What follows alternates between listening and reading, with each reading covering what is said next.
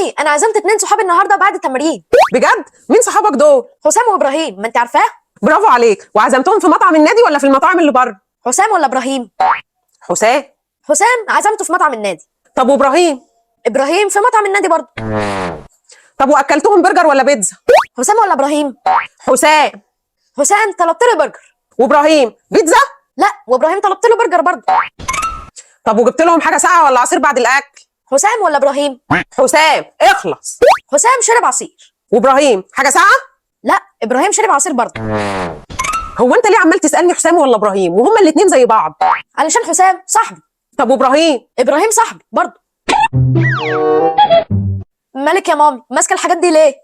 قصدك الحزام ولا الشبشب؟ الحذاء. علشان هديك بيه علقه دلوقتي. طب والشبشب؟ لا، الشبشب بقى هديك بيه علقه دلوقتي برضه.